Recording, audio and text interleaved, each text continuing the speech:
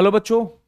और इस वीडियो में हम लोग बात करने वाले हैं बैलेंसिंग का जो डीपीपी दिया गया था उसके सोल्यूशन के बारे में। ऑल्दो क्वेश्चंस उतने टफ नहीं हैं, बैलेंसिंग में बहुत ज़्यादा टफ क्वेश्चन बनते भी नहीं हैं। आप सारे लोग सारे क्वेश्चन सॉल्व कर पाए होंगे, बट फिर भी क्रॉस चेक करने के लिए मैं एक एक करके सॉल्यूशंस डिस्कस कर लेता हूं यहाँ पर।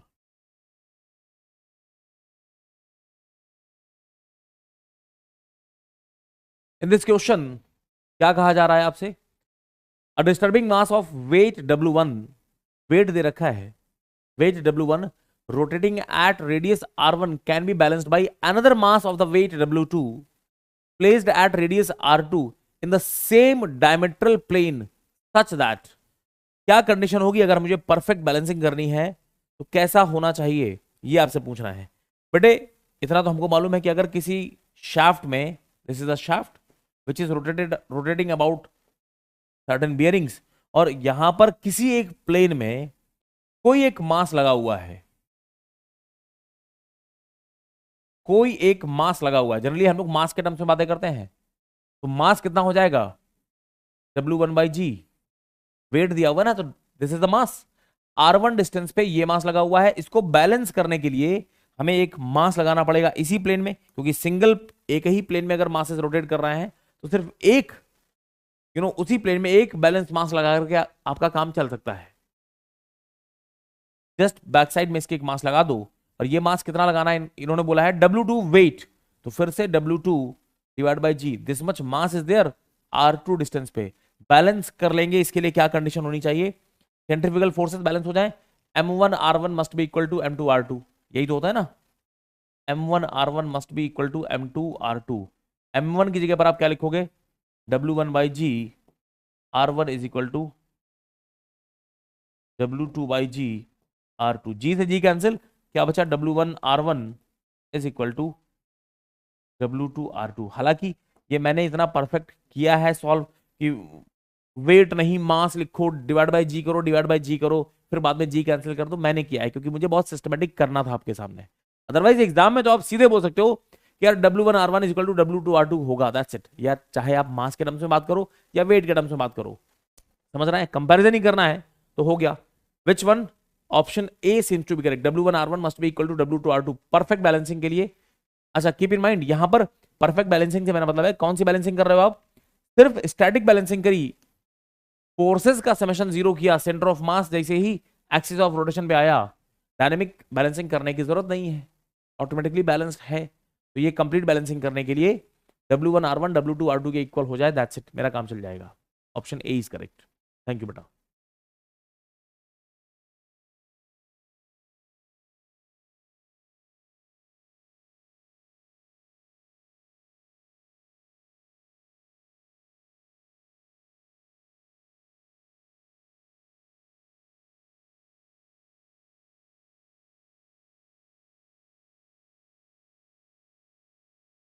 इस क्वेश्चन में आपसे क्या पूछ रहे हैं?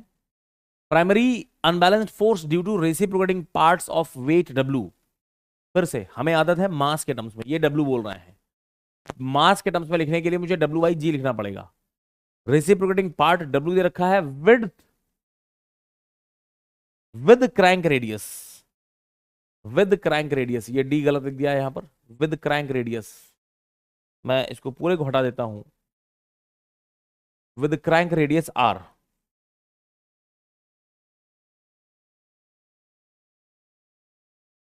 With crank radius R and connecting rod as L। कितना होगा? प्राइमरी अनबैलेंस फोर्स की बातें कर रहे हैं, और प्राइमरी अनबैलेंस फोर्स के लिए हम लोगों ने क्या लिखा था बेटा? अनबैलेंस फोर्स होता है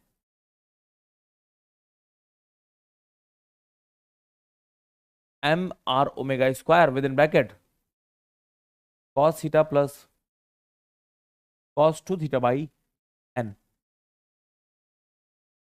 cos 2 थीटा बाई 2n, इस तरीके से आपको दिखाई पड़ता है। ये वाला पार्ट M/ओमेगा², sorry this is not 2 here, ये 2 नहीं है, M/ओमेगा² cos थीटा प्लस M/ओमेगा² cos 2 theta divide by n, ये जो टर्म नजर आ रहा है ना, इसको आप लोग बोलते हैं primary unbalanced force. This one is secondary unbalanced force.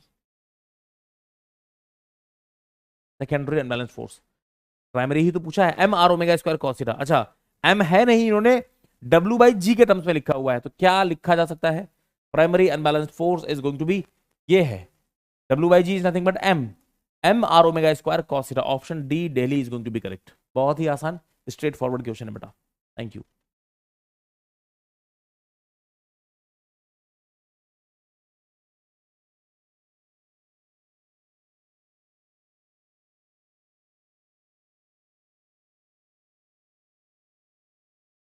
Again a conceptual question, अगर आपको मालूम है तो विद इन सेकेंड्स आंसर कर सकते हैं। The primary and secondary unbalanced forces are, क्या पूछ रहे हैं? ऑप्शंस क्या दिए हुए हैं? Constant in magnitude and direction, constant in magnitude but variable in direction, constant in direction but variable in magnitude, या फिर बोथ, मैग्नीट्यूड डायरेक्शन दोनों वेरी कर रहा है। बेटे हम लोगों ने जो फोर्सेस पढ़े हैं, क्या पढ़ा था हम लोगों ने कि रेसिप्रोकेटिंग मासेस की वजह से जो फोर्सेस लगते हैं वो किधर लगेंगे? हमेशा अलोंग लाइन ऑफ एक्शन ही होते हैं, हमेशा इसी हॉरिजॉन्टल लाइन के अलोंग आप लोगों को दिखाई पड़ रहे होंगे, है ना? हाँ, magnitude will keep on changing. ये जो अनबैलेंस्ड फोर्स यहां पर लग रहा है, डिपेंडिंग अपॉन थीटा, थीटा की वैल्यूज अलग अलग होगी ना, आप थीटा की वैल्यूज अलग अलग करते चले जाइए, इस अनबैलेंस्ड फोर्स का मैग्नीट्यूड चेंज होता रहेगा। कभी बहुत बड़ा दिख रहा है, कभी छोटा होता चला जाएगा, जीरो हो जाएगा, फिर अपोजिट डायरेक्शन में दिखाई पड़ेगा इंक्रीज होते हुए, फिर मैक्सिमम होगा, डिक्रीज होते हुए जीरो आएगा। जो भी है मैग्नीट्यूड चेंज होगा, बट इसकी डायरेक्शन हमेशा इसी लाइन ऑफ स्ट्रोक के अलोंग आपको दिखाई पड़ रही होगी। तो कौन सा ऑप्शन हम यहां पर सही बोल सकते हैं? Which option is correct sir? It is constant in direction but variable in magnitude. Direction constant है, मैग्नीट्यूड वेरी कर रहा है, ठीक है? Option C is going to be correct. Option C is going to be correct. On the other hand, अगर मैं rotating masses की वजह से बात करता कि कोई एक अनबैलेंस्ड रोटेटिंग मास है, वो रोटेट कर रहा है, उसकी वजह से जो अनबैलेंस्ड फोर्सेस आते हैं, उसका मैग्नीट्यूड कांस्टेंट होता है M R omega square, direction change होती है, वहां पर मैग्नीट्यूड कांस्टेंट और डायरेक्शन कंटिन्यूसली चेंज हो रही है। यहां पर डायरेक्शन सेम है, कांस्टेंट है, लाइन ऑफ स्ट्रोक के अलोंग ही है, मैग्नीट्यूड चेंज होता रहेगा। ऑप्शन सी इज करेक्ट बेटा। Thank you.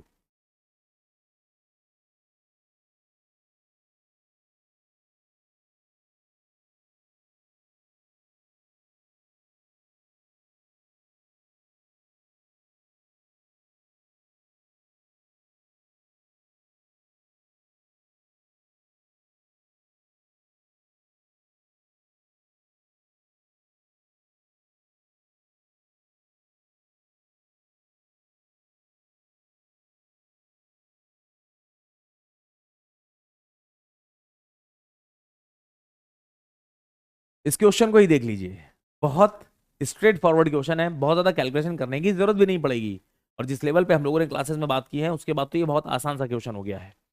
क्वेश्चन में क्या कह रहे हैं बेटा आपसे? क्वेश्चन में they are saying for the rotor system as shown in the figure, mass required for its complete balancing is how much.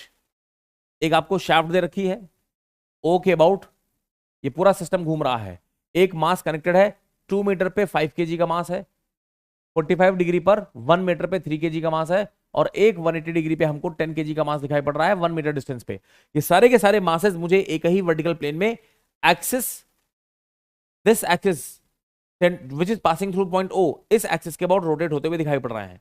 पहले तो चेक करो ये सिस्टम बैलेंस्ड है या नहीं, और अगर नहीं है तो यहां पर मुझे बैलेंसिंग करने के लिए जो मास कनेक्ट करना है वो कितना मास होना चाहिए, कितने डिस्टेंस पे होना चाहिए, और किस ओरिएंटेशन पे होना चाहिए, ये सब कुछ आपसे पूछ लिया है। 4 ऑप्शन भी आप लोगों को दे रखे हैं। एक तो तरीका यह है कि अब सारे बच्चे लग जाएंगे यहां पर, समेशन ऑफ सेम प्लेन की बातें हो रही हैं, masses are rotating in the same plane, masses are rotating in same plane। एक तो तरीका यह है कि आप कन्वेंशनल बिना कॉमन सेंस के आप लिखना शुरू करें कि summation of forces X direction में जीरो कर रहे हैं, summation of forces Y direction में जीरो कर रहे हैं, एक कोई बैलेंस मास मैंने यहां पर कनेक्ट कर दिया है, M B mass R B distance पे, थीटा बी एंगल पे F X F Y summation of F X summation of F Y zero करिए, फिर वहां से आपको कुछ वैल्यूज मिल जाएंगी। एक तो तरीका ये है। अब मैं आपको बताता हूं, अगर आप थोड़ा सा भी कॉमन सेंस इस्तेमाल कर रहे हैं तो क्या किया जा सकता है। Look at the figure carefully, और फिगर को देख करके आपको क्या समझ में आ रहा है कि सर सेंट्रीफ्यूगल फोर्सेस, इसका सेंट्रीफ्यूगल फोर्स इधर लग रहा होगा, इसका सेंट्रीफ्यूगल फोर्स ये लग रहा होगा, इसका सेंट्रीफ्यूगल फोर्स ये लग रहा होगा। How much is centrifugal force? यहां पर कितना फोर्स लग रहा है सर? 5 kg एम आर लिख रहा हूं मैं यहां पर। 5 इंटू टू दिस इज 10। ये कितना है? 3 इंटू वन दिस इज 3। ये कितना है? 10 इंटू वन दिस इज 10। अब ये फोर्सेस, इनको बैलेंस करने के लिए हमको क्या फोर्स चाहिए होगा सर? ये 10 ये 10 एक दूसरे के इक्वल एंड अपोजिट दिखाई पड़ रहे हैं, ये तो कैंसिल हो गए। अनबैलेंस्ड कौन बचा सर? यही तो है अनबैलेंस्ड। और इस अनबैलेंस्ड को बैलेंस करने के लिए डायरेक्टली कुछ नहीं करना, जस्ट इसी के पीछे एक यहां पर कोई तो बैलेंस मास लगाओ जिसका M M B into R B, ये वैल्यू हम लोगों को 3 दिखाई पड़ रही हो। M B into R B, अब ये कुछ भी हो सकता है। आप 3 kg का मास 1 मीटर पे लगा दें, 1.5 kg का मास 2 मीटर पे लगा दें, समझ रहे हैं, या 1 kg का मास 3 मीटर डिस्टेंस पे लगा दें, कुल मिलाकर के ये फोर्स मुझे 3 दिखाई पड़ना चाहिए। Getting point? This force must be 3। ठीक है ना? एंगल कितना होगा सर? दिख गया, एंगल भी हमको पता चल गया। एंगल हमको नजर आ रहा है, ये वैल्यू कितनी है बेटा? दिस इज 45, तो ये भी 45 है, और 180 प्लस 45 कितना होता है? 225। ये एंगल भी हमको 225 डिग्री पता चल गया है। कॉमन सेंस वाली बात, मतलब इस क्वेश्चन को सॉल्व करने के लिए मैं कॉपी पेन उठाऊं तो ये बेकार की बात है। एम बी आर बी 3 आए और 225 डिग्री एंगल दिखाई पड़ रहा हो, चेक करो सर। एक जगह ये बोल रहा है 225, एक जगह ये बोल रहा है 225। M B R B, M into R, ये मुझे 3 kg दिखाई पड़ रहा है, इसका मतलब option A is going to be correct.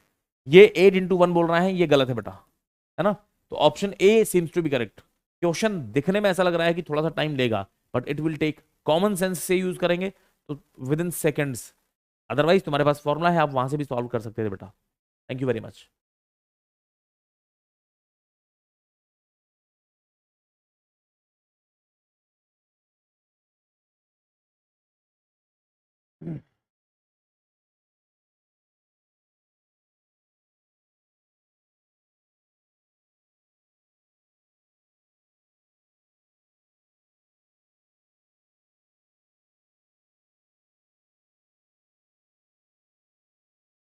इस क्वेश्चन में आपसे पूछ रहे हैं कि अगर मैं ratio of length of connecting rod to the crank radius increase करने बैठ जाऊं, length ratio, ratio of length of connecting rod to the crank radius, इस रेशियो को तो एन बोलते हैं।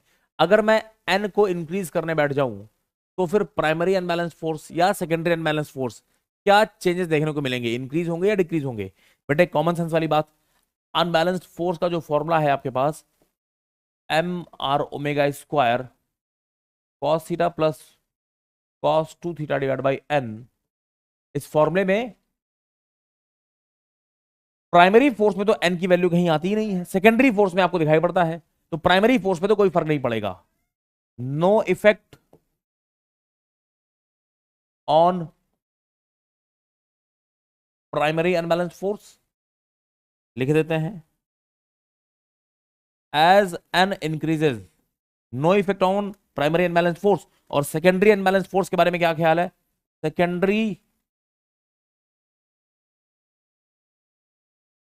अनबैलेंस्ड फोर्स कितना है बेटा? Unbalanced force secondary force is M R omega square cos 2 theta divide by N. N बढ़ेगा तो अनबैलेंस्ड फोर्स सेकेंडरी वाला, इसको डिक्रीज होना ही पड़ेगा बेटा, इट विल रिड्यूस, ये डिक्रीज करेगा। Which option seems to be correct? Primary unbalanced force increase decrease कुछ नहीं करेगा, remain constant. Secondary unbalanced force will reduce.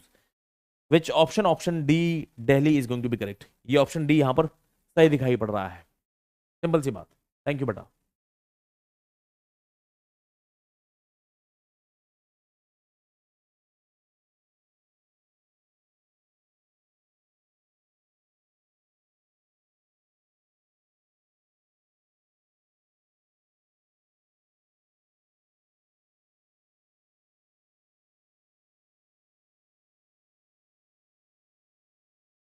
Again छोटा सा थ्योरेटिकल क्वेश्चन है बेटा, बट कॉन्सेप्चुअल क्वेश्चन है। क्वेश्चन में क्या बातें कर रहे हैं? Shaft rotor system is given below. आपको एक शाफ्ट दिया हुआ है which is mounted on bearings. इस शाफ्ट में एक इसेंट्रिक मास हमको ई डिस्टेंस पे m दिखाई पड़ रहा है और एक और इसेंट्रिक मास हमको यहां पर दिखाई पड़ रहा है। दोनों अलग अलग प्लेन्स में आपको नजर आ रहे हैं। अच्छा, ई डिस्टेंस पे m है, यहां पर भी ई डिस्टेंस पे m है। इसका मतलब इस पूरे दोनों मासेस का जो सेंटर ऑफ मास है वो तो हमको यही एक्सिस ऑफ रोटेशन पे ही दिखाई पड़ रहा होगा। तुमसे पूछ रहा है कि ये जो सिस्टम नजर आ रहा है ये कैसा दिखाई पड़ रहा है?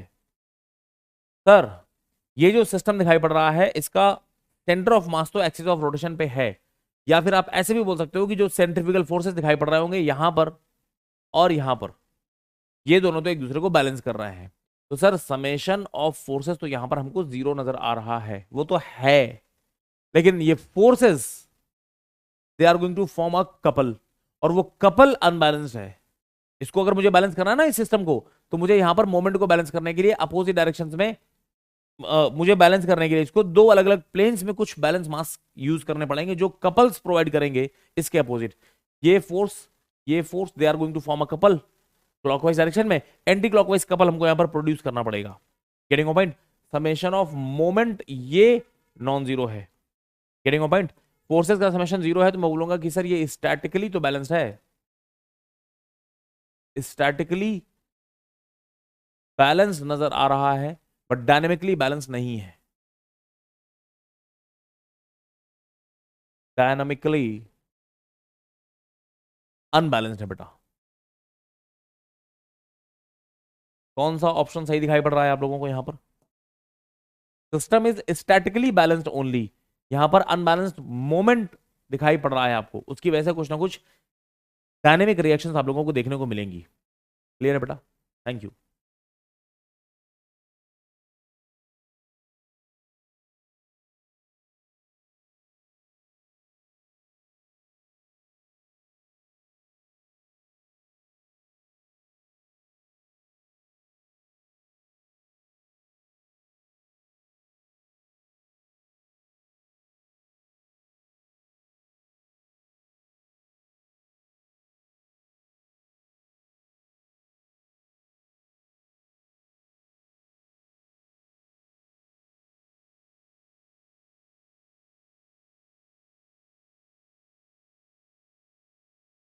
बहुत ही अच्छा न्यूमेरिकल पूछा है बेटा। क्वेश्चन में क्या कह रहे हैं आपसे? क्वेश्चन में they are saying in an IC engine the length of connecting rod is 10 centimetre.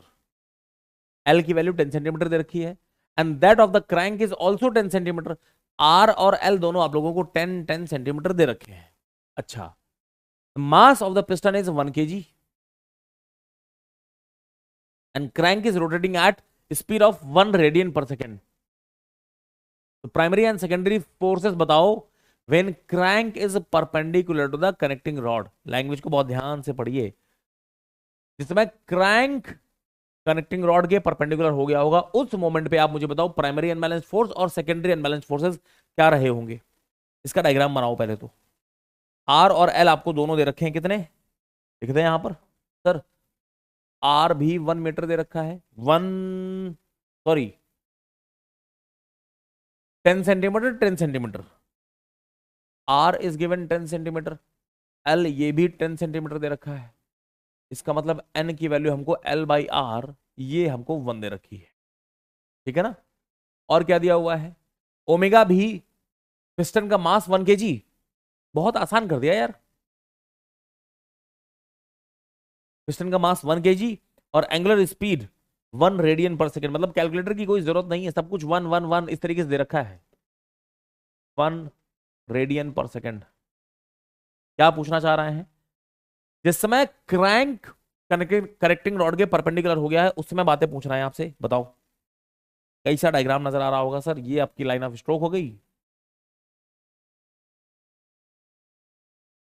ये आपका क्रैंक होगा और इसके परपेंडिकुलर डायरेक्शन में 90 डिग्री एंगल बनाता हुआ ये सेम, क्योंकि दोनों की लेंथ सेम दे रखी है ना, तो मैं एक काम कर लेता हूं, मैं बना ही लेता हूं सेम सेम। सर ये देखो, ये बन गया आपका क्रैंक और इस इतनी ही डायमेंशन का एक और आपने बना लिया कनेक्टिंग रॉड, इसको आप बोल रहे हैं दिस इज रेडियस आर, इसको बोल रहे हैं एल, और 90 एंगल क्रैंक और कनेक्टिंग रॉड के बीच का दे रखा है, ये नहीं है 90, अबे ये 90 दे रखा है तुमको, दिस इज 90 डिग्री, ठीक है ना।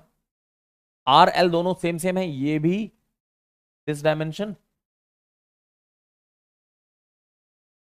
This dimension is same as this dimension, तो कहना इससे बेटा ये वाला एंगल भी सेम होगा, ये एंगल कितना हो जाएगा, दिस एंगल इज 45 डिग्री, ये वाला एंगल भी हमको 45 डिग्री नजर आ रहा है, ठीक है ना। और पिस्टन कहीं यहां दिखाई पड़ रहा होगा, ठीक है, परफेक्ट। अच्छा, थीटा हमको ये काफी सारे बच्चे ये 90 डिग्री रख करके आंसर्स निकालने लग गए हैं, गलत आएगा, ये एंगल आपको रखना है, उसके बाद फॉर्मूला होता है हमारे पास, प्राइमरी अनबैलेंस्ड फोर्स कितना है बेटा, M R omega square cos theta, value रखो, एम कितना है बेटा 1 इंटू आर कितना है सर, ये भी 10 सेंटीमीटर है, 10 सेंटीमीटर है, सेंटीमीटर को आप मीटर में कन्वर्ट करेंगे 10 डिवाइड बाई 100 करना पड़ेगा, मीटर में लिखना पड़ेगा, ध्यान रहे ध्यान रहे। एम आर इंटू ओमेगा कितना है बेटा, ओमेगा भी 1 दे रखा है, M R omega square cos theta, theta कितना हो जाएगा कॉस 45, वैल्यू कितनी आ रही बेटा, कॉस 45 कितना होता है 1/√2 डिवाइड बाई 10 कर देंगे, कितना आ जाएगा 0.0707 न्यूटन, एक तो ये आ गया फोर्स, और सेकेंडरी अनबैलेंस फोर्स कितना आ रहा है बेटा, this value is coming out to be M R omega square cos 2 theta divide by N, बेटे यहां पर जो भी वैल्यूज रखोगे कॉस 2 थीटा, थीटा की वैल्यू 45 है, कॉस 2 इंटू 45 कॉस 90, ये तो जीरो आ जाएगा, 0 न्यूटन, तो आंसर आ गया आपका 0.07, 0 प्राइमरी सेकेंडरी, पता चल गया आपको, 0.07, option B Bombay is correct, आसान क्वेश्चन, ट्रिक सिर्फ इतनी थी, गलती आप लोगों से जो होगी काफी सारे बच्चे परपेंडिकुलर ये देखते ही थीटा की वैल्यू 90 रख देते हैं, अबे थीटा की वैल्यू 90 नहीं है, थीटा आपको ये लेना है, this is going to be your theta, ये आपका थीटा होता है बेटा, क्लियर है ना, ध्यान रहे, thank you.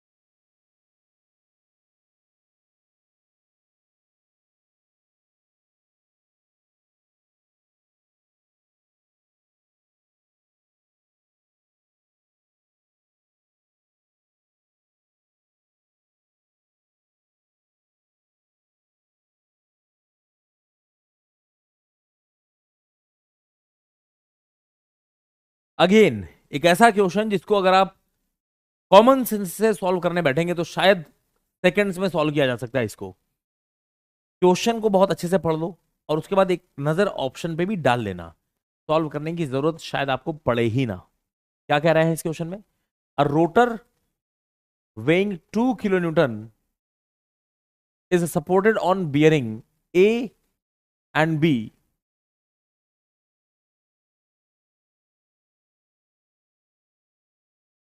which are 1 metre apart, दो बियरिंग्स हैं 1 मीटर के डिस्टेंस पे, और वहां पर कोई एक रोटर आपने सपोर्ट कर रखा है, शाफ्ट है उसके ऊपर रोटर माउंट कर रखा होगा, the centre of mass of the rotor is at a distance 0.4 metre from the bearing A, language समझिएगा, it is observed that there is an unbalanced couple of magnitude 300 newton meter which leaves the shaft balanced statically, statically balanced तो है shaft, लेकिन यहां पर एक unbalanced couple दिखाई पड़ रहा है मोमेंट, यानी कि डायनेमिकली अनबैलेंस्ड रहा होगा, the dynamic reaction at the supports क्या रही होंगी, आपसे पूछ रहे हैं, ये इस क्वेश्चन में ये पूछा है, इस क्वेश्चन को पहले तो समझो, कुछ भी करने की जरूरत ही नहीं, मतलब ये क्वेश्चन बहुत ही हलवा क्वेश्चन है यार, ये आपकी शाफ्ट रही होगी, दिस इज द शाफ्ट, ये बियरिंग्स लगी हुई हैं, बियरिंग ए और बियरिंग बी बोल रहे हैं। अंदर देखने की जरूरत ही नहीं है, ये टोटल 1 मीटर डिस्टेंस दे रखी है, शाफ्ट बियरिंग्स के बीच की डिस्टेंस 1 मीटर दे रखी है, और यहां पर कुछ तो कपल लग रहा है। कैसे लग रहा है छोड़ो वो बातें, कपल का मैग्नीट्यूड दे रखा है आपको सीधे। ये मोमेंट लग रहा है कितना, how much is the moment, 300 newton metre का मोमेंट लग रहा है, 300 न्यूटन मीटर का मोमेंट लग रहा है। तुमसे पूछ रहा है dynamic reaction at the supports बताओ क्या रही होंगी। अब कॉमन सेंस वाली बात है सर, डायनेमिक रिएक्शंस क्या होती हैं, यहां पर आर ए और यहां पर आर बी दिखाई पड़ रहा होगा। रिएक्शंस होती हैं plus minus M by L, खेल खत्म। एम बाई एल 300/1, एक जगह पर प्लस एक जगह पर माइनस होगा, 300/1 प्लस माइनस, ठीक है ना, किसी एक जगह पर प्लस किसी एक जगह पर माइनस रहा होगा। थोड़ा सा कॉमन सेंस से देखेंगे तो ये माइनस का 300 दिखाई पड़ रहा है /1, और ये प्लस का 300/1 नजर आएगा। नाउ आंसर देखो, आंसर ठीक सीख के बता रहा है कि कौन सही है। एक ने बोला 800 800, अबे एक प्लस एक माइनस होना चाहिए ना, ये तो हो ही नहीं सकता। एक बोल रहा है 800 माइनस 300, अलग अलग तो हो ही नहीं सकता। एक बोल रहा है 300 800, हो ही नहीं सकता। 300 माइनस 300, सिर्फ एक ही ऑप्शन सही है, मतलब मैं कुछ भी चेक नहीं करूं तो भी मैं ऑप्शन डी को टिक करके आगे बढ़ सकता हूं। समझ रहे हैं, क्वेश्चन दिख रहा है कि बैलेंसिंग से पूछा है, लेकिन ये बैलेंसिंग का नहीं, थ्योरी ऑफ मशीन का नहीं, ये कॉमन सेंस वाला क्वेश्चन है बेटा। Thank you.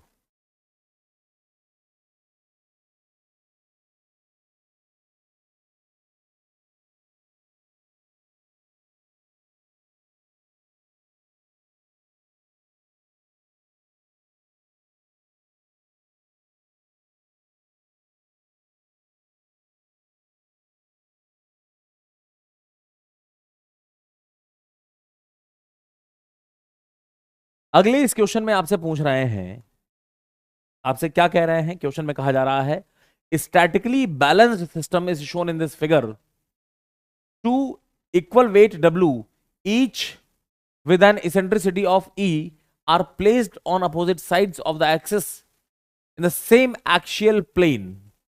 Okay, the axial distance between them is A. Statically balanced system दिया हुआ है, ये आपको एक शाफ्ट दे रखी है, एंड में ये बियरिंग्स लगा रखी इन्होंने। तुमसे कह रहे हैं कि एक वेट W, एक वेट W ये ए डिस्टेंस पे ई इसेंट्रिक हमने दो वेट यहां पर माउंट कर रखे हैं, ठीक है ना।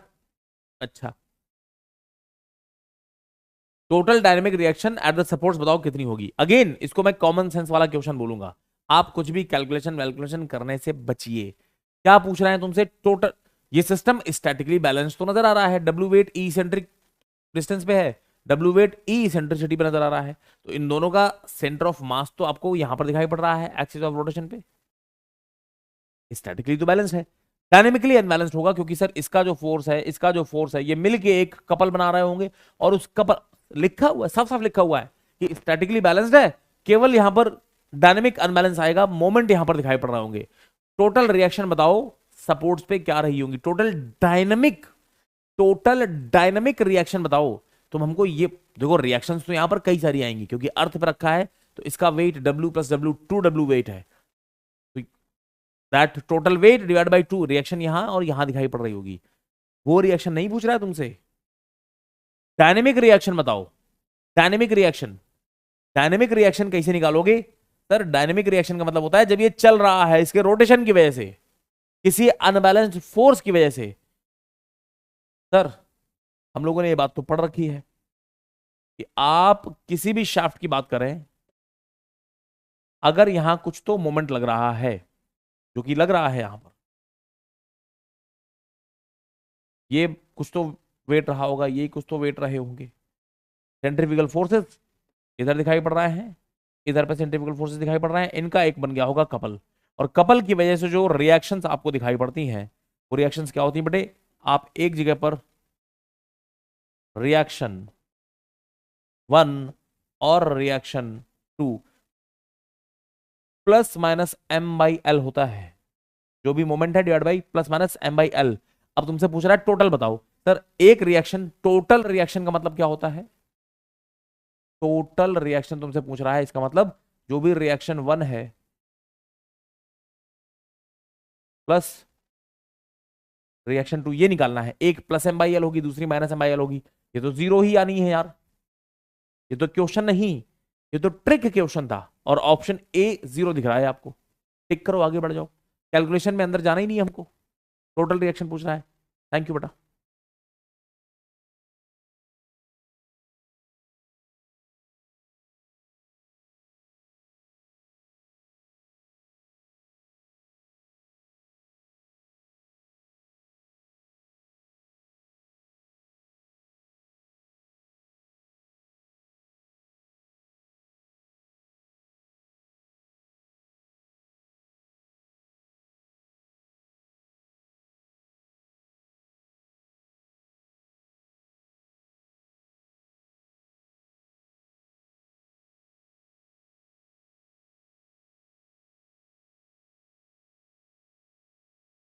अगले इस क्वेश्चन में आपसे क्या बातें की जा रही हैं बेटा? क्वेश्चन में आपसे कह रहे हैं masses B1 and B2 and 9 kg। ये B1 मास है, ये B2 मास है, और ये 9 kg वाला मास है, are attached to a shaft in parallel planes as shown in the figure. एक प्लेन ये रहा होगा, एक प्लेन ये रहा होगा, एक प्लेन ये रहा होगा, ठीक है ना, as shown in the figure. If the shaft is rotating at 100 RPM and if it is completely balanced statically भी और डायनेमिकली भी, देन मास B2 बताओ कितना रहा होगा। ये B2 की वैल्यू कितनी रही होगी, आपसे ये पूछ रहे हैं। कंप्लीटली बैलेंस्ड है तो summation of forces, summation of moment सब जीरो हो जाएंगे बेटा, है ना। चलो सॉल्व करते हैं। क्या क्या कंप्लीटली बैलेंस है तो समेशन ऑफ फोर्सेस भी जीरो होंगे। अच्छा बहुत अच्छी बात है कि ये इनके बीच का कोई ओरिएंटेशन देने रखा है, सारे के सारे vertical vertical vertical parallel planes में हमको दिखाई पड़ रहे हैं। इसका मतलब इसका सेंट्रीफ्यूगल फोर्स इधर नजर आ रहा होगा, इसका सेंट्रीफ्यूगल फोर्स इधर नजर आ रहा होगा, ये सेंट्रीफ्यूगल फोर्स इधर दिखाई पड़ रहा होगा। समझ रहे हैं? तो पहले तो आप लिखेंगे समेशन ऑफ फोर्सेस जीरो रहा होगा। कंप्लीट बैलेंसिंग की बात कर रहे हैं तो समेशन ऑफ फोर्स जीरो रहा होगा। लिखो बेटा, क्या लिख सकते हो? ये फोर्स कितना हो जाएगा? अब मैं यूनिट चेंज नहीं कर रहा हूं क्योंकि अल्टीमेटली सारी चीजें कैंसिल हो जाएंगी, है ना। इसका मास, इसको मैं M1 R1 MB1 R1 कितना है into 50, this plus MB2 into ये भी 50 है, माइनस ये कितना है 9 into 50, 9 into 50 is equal to 0। एक इक्वेशन तो आपको ये मिल गई, और एक इक्वेशन आप लिखेंगे summation of moment is equal to 0। यहां से कहीं से खड़े होकर के, मैं यहां से खड़े होकर के मोमेंट ले रहा हूं। इस फोर्स का मोमेंट कितना हो जाएगा, what ever is the force multiplied by ये डिस्टेंस कर दीजिए, कितना हो जाएगा 9 into 50, this is the force. MR into L कितना है बेटा 50, किधर है, this is anti clockwise. Sir 9 into 50 into 50, ये एंटी क्लॉकवाइज मोमेंट दिखाई पड़ रहा है यहां से, और ये क्लॉकवाइज मोमेंट दिखाई पड़ रहा होगा। कितना हो जाएगा, this clockwise moment is mass at B2, minus कर दें, एक क्लॉकवाइज एक एंटी क्लॉकवाइज है ना, minus mass at B2 into 50 multiplied by L, distance कितनी हो गई 100 प्लस 50, 150। ये समेशन जीरो हो जाएगा बेटा। सॉल्व करो, यहां से MB2, ये क्लॉकवाइज नजर आ रहा था, सॉल्व करिए, यहां से MB2 की कुछ वैल्यू आपको पता चलेगी बड़े प्यार से, समथिंग kg निकाल लीजिए। कहां गया calculator? This value is coming out to be, ये टर्म इधर ले जाओ, डिवाइड कर दो, 50 से 50 खत्म, और ये 50 से 150, 3 नीचे आया, 9/3, दिस इज 3 kg। अरे यार बड़ा ही तो आसान है, ये 3 kg मास है यहां पर, और ये कितना बचेगा निकाल लीजिए आप बेटा। ये वैल्यू आपको कितनी नजर आ रही है, ये वैल्यूज उठा करके आप यहां रख दीजिए, MB2 3 इंटू 50 माइनस 9 इंटू 50, तो ये कितना हो जाएगा 6 kg। ये आपको 6 kg नजर आ रहा होगा। MB1 6 kg है, MB2 3 kg है। तुमसे क्या पूछा है, B2 पूछ रहा है ना, B2 की वैल्यू तो बेटा 3 kg नजर आ रही है। ध्यान रहे दोनों चीजें हैं 6 kg 3 kg सब दिखाई पड़ रहा है आपको यहाँ पर, तो कंफ्यूजन नहीं होना चाहिए। फिर से चेक करो, ये 3 kg वाला पूछ रहा है, तो ऑप्शन ए को टिक करेंगे और आगे बढ़ेंगे। थैंक यू बेटा।